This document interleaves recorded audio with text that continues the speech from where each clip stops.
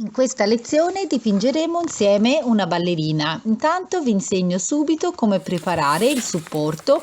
Io ho preso una tavoletta di legno, ho applicato uno spartito e poi con della colla vinilica vi ricordo che dovete bagnare anche il retro se usate una colla molto diluita. Il retro intendo della tavoletta perché altrimenti si imbarca. Una volta incollato e asciutto vado a rimuovere la carta in eccesso servendomi per esempio con della carta vetrata, di modo che viene via perfettamente il foglio in eccesso dai bordi. Poi decido di, dopo una volta che ho fatto il disegno, invecchiare con del caffè, potete usare se no del tè, oppure anche altre sostanze, addirittura si può invecchiare appunto con i fondi di caffè, con il tè, anche con il vino, oppure colorare il supporto a velature per esempio ad acquerello.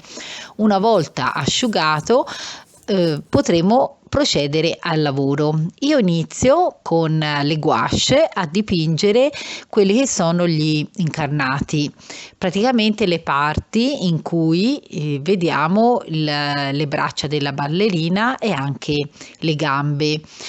Dovete lavorare a fresco il colore lasciandolo anche un po' in trasparenza, proprio perché è bello l'idea di vedere anche le note e lo spartito appunto sotto.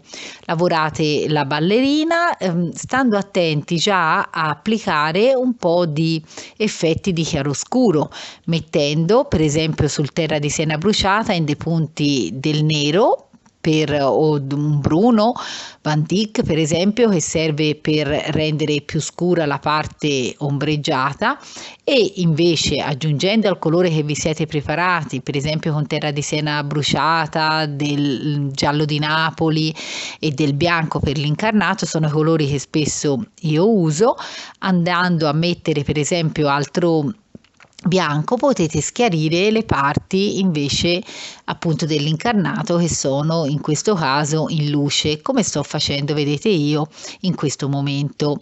Questo lo fate sia sulle braccia, sulle gambe, anche sulla parte della schiena.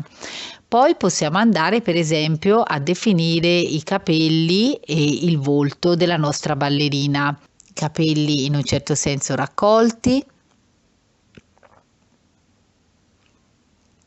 che poi andremo anche dopo comunque a chiaroscurare. Poi unirò alla pittura diciamo potete farla acrilica oppure con le gouache come ho fatto io, andrò a unire la pittura più materica fatta con la spatola, e questo lo farò per esempio nelle parti dove c'è il vestito per esempio della ballerina. Intanto continuo per preparare la base sotto e vado a fare prima però le ombre, e lo faccio abbastanza diluito il colore anche qui perché si possa vedere in dei punti anche sempre lo spartito con le note musicali. Qui come potete vedere potete scegliere se usare un nero, se usare un grigio, e quindi un po' o allungate il colore tenendolo molto diluito, altrimenti mettete anche del bianco perché non vorrei venisse se no un effetto troppo scuro.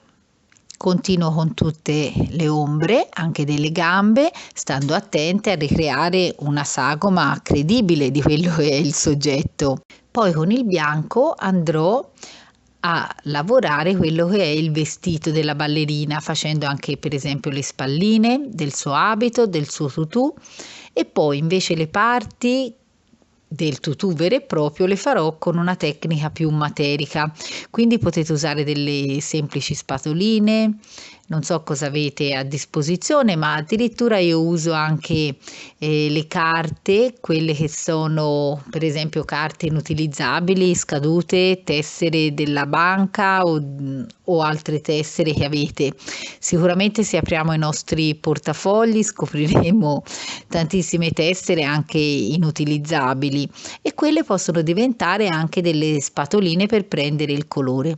Altrimenti potete prendere una spatolina di plastica, di metallo, magari non vi consiglio una spatola troppo grande perché in dei punti lavorerete meglio con una spatola più piccola.